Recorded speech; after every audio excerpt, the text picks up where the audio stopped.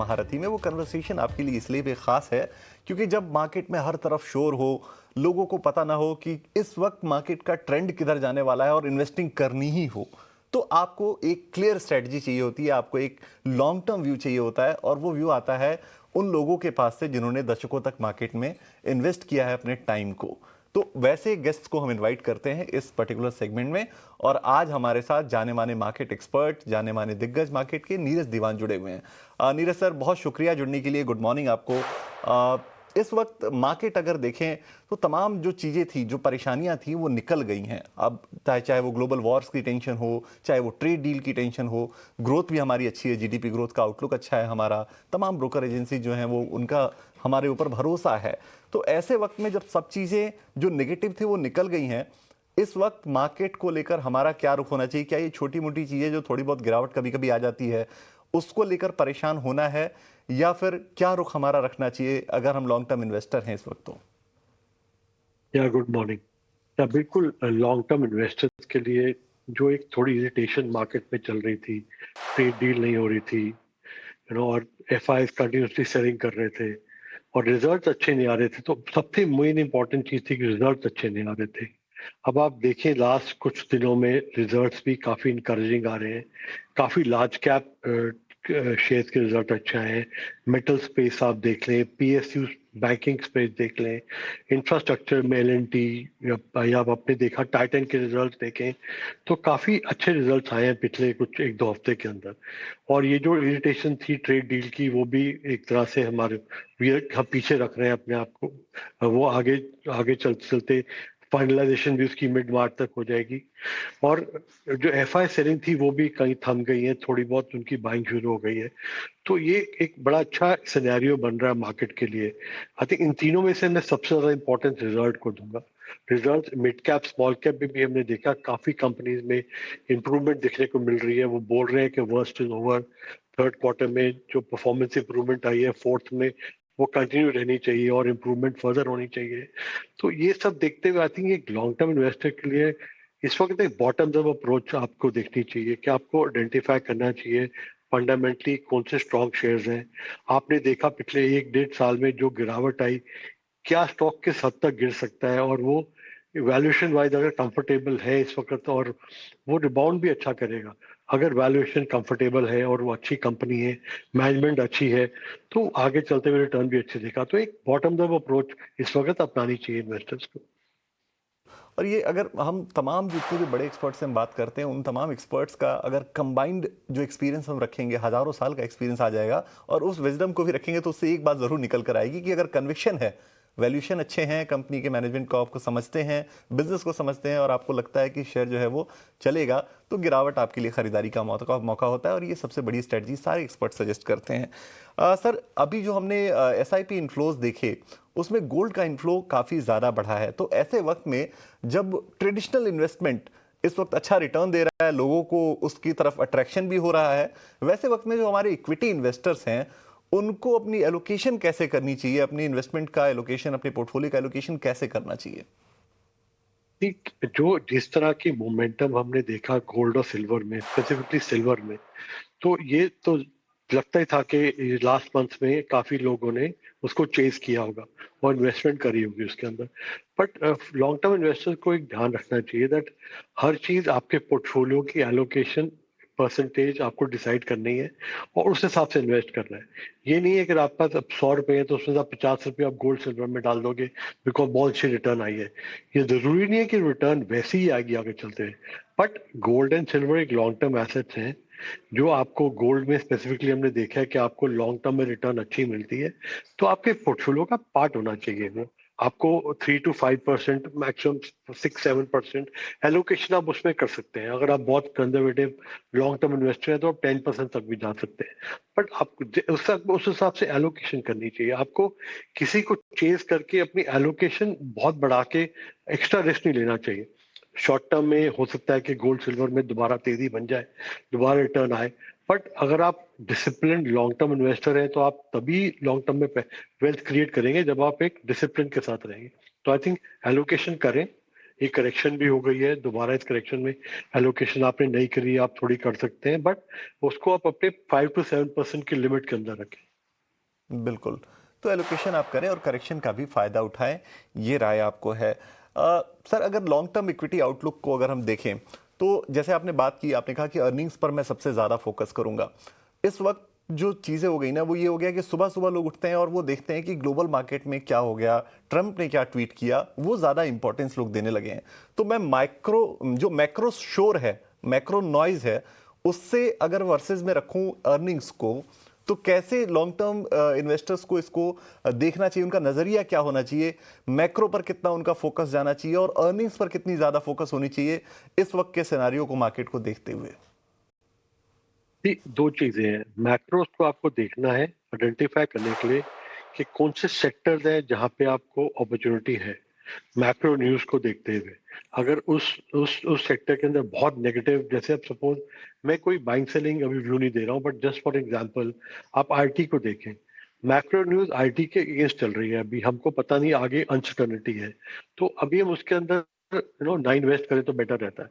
तो अगर आप मैक्रो को देख के सेक्टर आइडेंटिफाई करें और माइक्रो पे जाएं to identify stocks in that sector, तो तभी मैंने बॉटम अप अप्रोच जो बोला वो स्टॉक आइडेंटिफिकेशन के लिए, बट एक मैक्रो व्यू आपको लेना है to identify which sector you should be invested इन।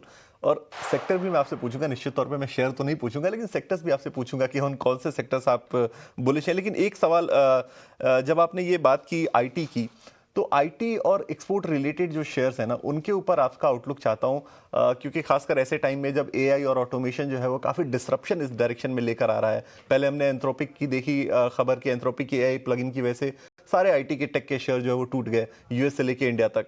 आज हमने एक और खबर देखी कि एक और कंपनी लेकर आई है, अल्ट्रियस करके एक कंपनी है जिसने जो है वो उसने एक और प्लगइन एआई का लॉन्च किया है जो बेसिकली फाइनेंशियल प्लानिंग करा सकता है। तो अब ये जो चीज़ें आ रही हैं ऑटोमेशन की, आईटी में चेंजेस की, उसका इम्पैक्ट आईटी सेक्टर पर काफ़ी पड़ रहा है। तो ओवरऑल आईटी और एक्सपोर्ट के ऊपर आपका नज़रिया क्या है इस वक्त के हिसाब से?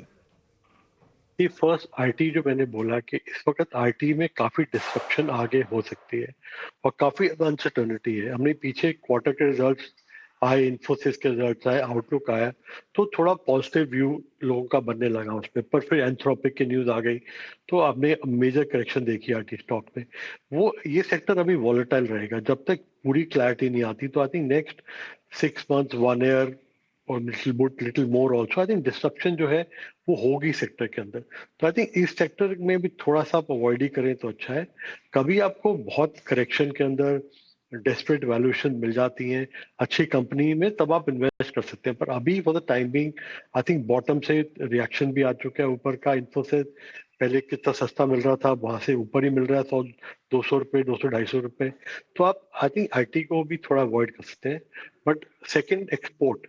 तो एक्सपोर्ट में आप अगर आप देखें तो पीछे जब 50% टैरिफ की न्यूज आई थी तो अच्छे स्टॉक्स भी, एक दो स्टॉक का मैं नाम ले रहा हूँ, not for investment but just to give an example, जैसे गोकुलदास एक्सपोर्ट्स है या अवंती फीड्स है।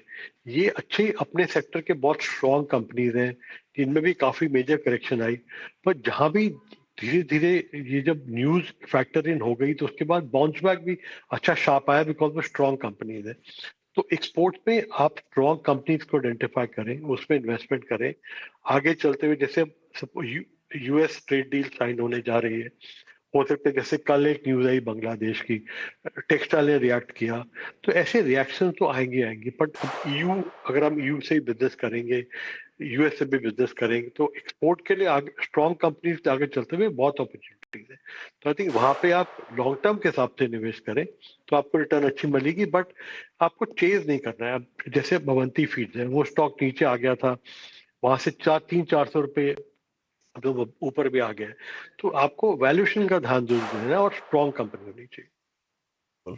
तो भागना नहीं है, तेजी के पीछे भागना नहीं है, आप वैल्यूशंस का ध्यान रखें और स्ट्रॉन्ग कंपनी जो है वो उनमें इन्वेस्टमेंट का फैसला करें। आप शेयर अपने हिसाब से या अपने फाइनेंशियल एडवाइजर से पूछकर शेयर चूज कर सकते हैं। सेक्टर्स की बात हम कर रहे हैं ओवरऑल। सर, जब हम ओवरऑल मार्केट की बात करें तो स्ट्रक्चरल रिस्क को समझना भी बड़ा इंपॉर्टेंट होता है। तो इस वक्त अगर हम इस साल के हिसाब से देखें या may be for 2 year, for next 2 years, structural risk क्या है इंडियन इक्विटीज के लिए खासकर? जी, एक फर्स्ट थिंग इज बिकॉज हमने अर्निंग्स को इतना ज्यादा इंपॉर्टेंस दी है, अर्निंग्स बहुत इंपॉर्टेंट रहेंगी, तो हमको उसको तो एक ध्यान में रखना ही है। फोर्थ क्वार्टर नंबर जैसे आते हैं, देखना है कि जो थर्ड क्वार्टर में इम्प्रूवमेंट दिखी है फोर्थ क्वार्टर में दिख रही है नहीं दिख रही है। प्लस मॉनसून हमेशा एक बहुत इंपॉर्टेंट फैक्टर रहता है, तो वो हमको देखना पड़ेगा कि मॉनसून कैसे रहते हैं। अब आप देखेंगे एक महीने के अंदर मॉनसून फोरकास्ट आने भी शुरू हो जाएंगे कि इस साल मॉनसून कैसा रह सकता है। तो वो कौन से सेक्टर मॉनसून पे ज्यादा एक्सपोज्ड है, वो हमारे लिए बहुत इंपॉर्टेंट हो जाता है देखना। तो earnings, monsoon, these are two important things जो हमारे को लगता है कि जिसकी वजह से फर्क पड़ सकता है। पर otherwise I think domestically we are in a very good position. Things can only improve from here because interest rates नीचे हैं, लिक्विडिटी स्ट्रांग है। तो मुझे लगता नहीं कि डोमेस्टिकली कोई ऐसा रीजन आता है, but globally definitely one needs to see कि जियो पोलिटिकल सिनेरियो कुछ चेंज तो नहीं हो रहा है। बिकॉज काफी लोगों की एक मानना है कि यूएस में डेट लेवल्स बहुत हाई जा रहे हैं, तो वहां पे कहीं ना कहीं ये डेट लेवल तंग कर सकते हैं उनको। तो वो एक ग्लोबल मार्केट में अगर कोई करेक्शन आती है, कोई इम्पैक्ट आता है उसका, तो उसका असर डेफिनेटली हमारे यहाँ पे जरूर पड़ेगा। तो वो भी किन किन सेक्टर्स में फर्क पड़ सकता है वो आइडेंटिफाई करें।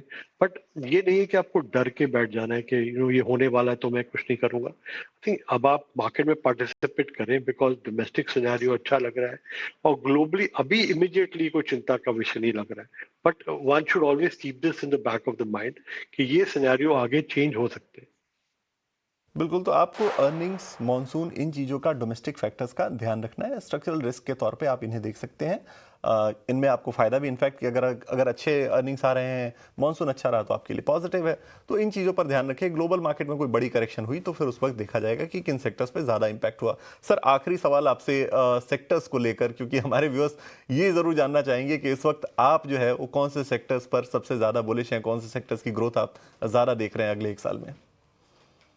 फाइनेंशियल ने बहुत अच्छा किया लास्ट 2-3 क्वार्टर में। मुझे लगता है जिस तरह का अभी पोजीशन है, जिस तरह की बैलेंस शीट है, liquidity scenario, low interest rate, I think financial में अभी भी आगे चलते हुए पैसा बनेगा। तो पीएसयू बैंक में अच्छी मोमेंटम आया है, स्टेट बैंक के बहुत अच्छे रिजल्ट थे। बट मुझे अभी भी लगता है पीएसयू बैंक में डेफिनेटली अपॉर्चुनिटी है। जहां भी आपको थोड़ी करेक्शन मिलती है आप उसमें अभी भी एंटर कर सकते हैं। आई थिंक वहाँ रिटर्न अभी भी बन सकती है। मेटल स्पेस में जो करेक्शन अगर आती है तो मेटल स्पेस भी दोबारा अच्छा पार्टिसिपेट कर सकता है। बेस मेटल्स अच्छा पोजीशन है, तो वेदर कॉपर, एल्यूमिनियम, जिंक, वहां पे अगर करेक्शन आती है आपको तो वो भी अपॉर्चुनिटी आपके लिए अच्छी है। आई थिंक एक कंजम्पशन स्पेस है जहाँ पे वो पिकअप जो जीएसटी से थोड़ा शुरू हुआ है वो आगे चलते हुए बढ़ सकता है। जैसे लास्ट ईयर हमने देखा कि कंज्यूमर ड्यूरेबल्स में अच्छी रिटर्न नहीं आई लोगों को, बिकॉज एयर कंडीशन की बिक्री कम हुई, कूलर्स की बिक्री कम हुई, काफी इलोंगेटेड मॉनसून था। इस बारी डिपेंड करता है, इस बारी प्रिडिक्शन है कि एक समर भी हार्श हो सकते हैं, तो वहाँ एक अच्छी रिटर्न आपको मिल सकती है। तो और एक इंफ्रास्ट्रक्चर कैपिटल गुड सेगमेंट ऐसा है जहाँ पे बहुत अच्छी इंप्रूवमेंट देखने को मिली है। इस बार मार्जिन इंप्रूवमेंट हुई है, ऑर्डर बुक स्ट्रांग है, तो वहाँ सेक्टर में भी डेफिनेटली आप ध्यान दें। तो मैंने नोट डाउन कर लिया है व्यूअर्स के लिए भी, ये आप व्यूअर्स भी नोट कर लें इसको कि पीएसयू बैंक्स, वहाँ आपको अच्छे मौके मिल सकते हैं। मेटल्स अगर गिरावट आती है तो वहाँ पे आप मौके खोजें। कंजम्पशन यानी कंज्यूमर ड्यूरेबल्स वाले शेयर्स भी इसमें फोकस में रखने हैं आपको। कंजम्पशन के बकेट में आपको मौके खोजने को मिल सकते हैं। कैपेक्स से रिलेटेड शेयरों में भी आप मौके तलाश सकते हैं। सरकार ने अपना आउटलुक, अपना जो एलोकेशन है वो भी बढ़ाया है कैपेक्स को लेकर। तो ये तमाम सेक्टर्स हैं जिन पर आपको नजर रखना है और बाजार पर ये राय है। बहुत शुक्रिया नीरज सर आज जुड़ने के लिए और ET Now स्वदेश के तमाम दर्शकों को गाइड करने के लिए, मार्केट के इस शोर में उन्हें एक सलाह ऐसी देने के लिए जिससे उनका मार्केट का पूरा स्ट्रेटजी उनकी क्लियर हो जाए। Thank you very much. चलिए, फिलहाल इस शो में इतना ही। एक छोटे से ब्रेक के लिए हम रुकेंगे और ब्रेक से जब हम वापस लौटेंगे तो आपके लिए लेकर आएंगे मिड कैप मार्केट का पूरा एक्शन, मिड कैप मसाला।